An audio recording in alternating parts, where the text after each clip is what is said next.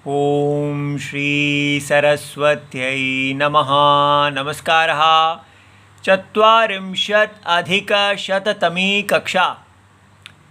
आज का सूत्र शी सर्वनाम स्थानम। कल भी हमने एक कक्षा इस पे की है, आज इसका दूसरा भाग है 1142 और आज हम इसमें दधी और दधिनी और वारिणी, तो दधिनी वारिणी, इन दोनों शब्दों को, इनकी व्युत्पत्ति देखेंगे। और दधिनी जो है वो प्रथमा विभक्ति बहुवचनम है, बहुत से दधी, और द्वितीया विभक्ति बहुवचनम भी हो सकता है, बहुत से दधियों को, और इसी प्रकार वारिणी भी।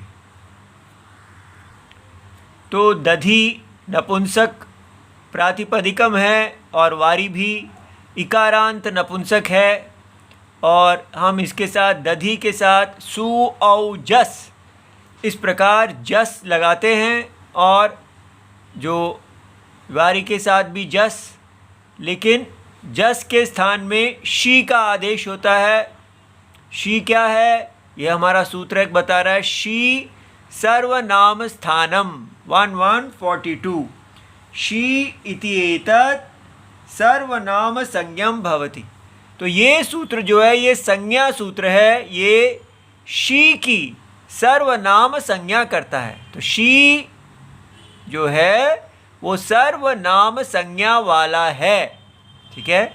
और फिर उसके बाद 7120 सूत्र जो है वो कहता है जशसोहो शीहि। तो नपुंसकात अंगस्य आता है, हम अंगस्य को अंगात बना देते हैं ताकि इसके साथ जुड़ जाए। तो नपुंसकात अंगात, तो पंचमी जब है तो पंचमी इति उत्तरस्य, ऐसा सूत्र है कि जब जो भी पंचमी निर्दिष्ट हो उसके उत्तर में कार्य होता है। तो नपुंसकात अंगात उत्तरयोः, अंग से उत्तर के, जशसोः, ज और जो शस हैं उन दोनों के स्थान में शी इति अयम आदेशो भवति।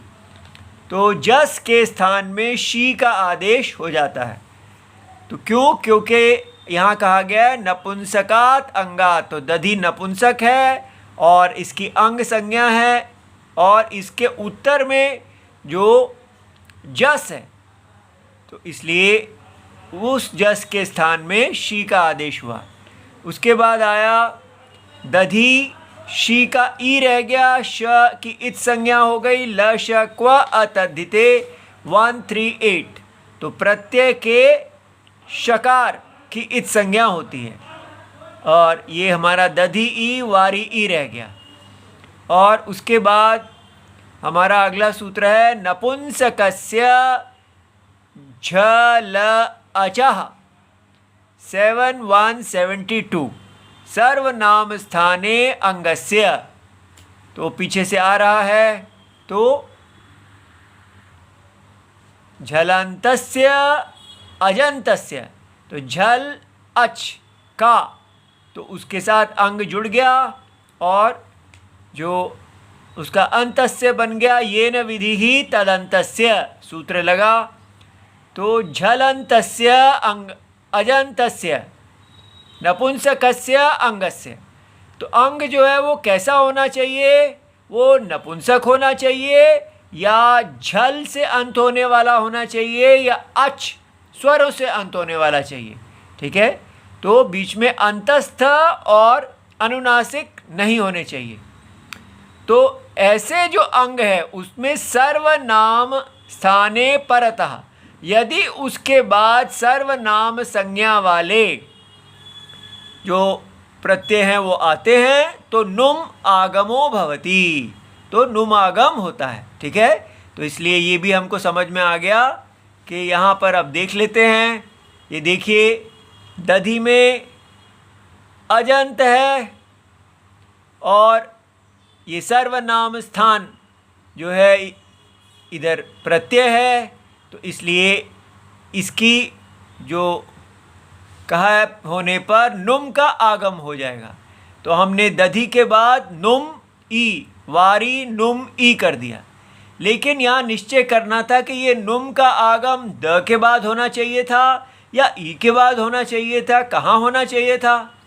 तो उसके लिए हमारे पास सूत्र है मिदचोन्त्यात् परहा 1147।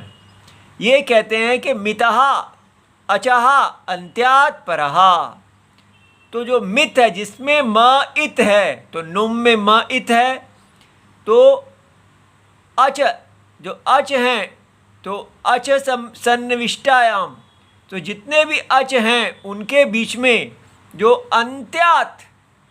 अंत्यात अच है तस्मात् परहा, उससे बाद में होना चाहिए। इसलिए हमने द के बाद इस नुम को नहीं किया, ई के बाद ही किया है। नुम आ गया और नुम में से हमने म को इत कर दिया, ऊ को भी इत कर दिया, तो हमारा बन गया तो दधीनी। ठीक है, तो कैसे बना? अभी हमारा यहाँ ये नुम आया है, हाँ यहाँ अभी दधी न ई बना और वारी न ई। ठीक है, यहाँ तक पहुँच गए। अब इसके बाद अगला सूत्र आता है कि सर्वनाम स्थाने नोपधायाः अंगस्य दीर्घः। तो सर्वनाम स्थाने च असंबुद्धौ 648। तो नोपधायाः और अंगस्य दीर्घ ये अनुवृत्ति के रूप में आ रहा है, तो बना संबुद्धि भिन्ने, अर्थात संबोधन की बात नहीं हो रही है। सर्वनाम स्थाने च परतः, तो कौन से प्रत्यय होने चाहिए? सर्वनाम स्थान जो संबुद्धि भिन्न है, तब क्या है? न अंतस्य अंगस्य।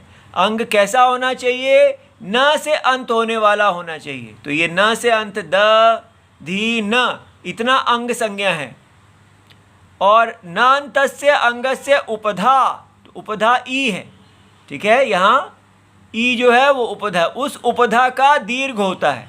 तो ये बात ध्यान रहे, क्या क्या चीज़ें हैं? संबुद्धि बिन सर्वनाम स्थाने परतः और न अंत अंगस्य उपधा। उपधा जो है वो न से अंत होने वाली हो तो उसका उपधा का दीर्घ हो जाता है।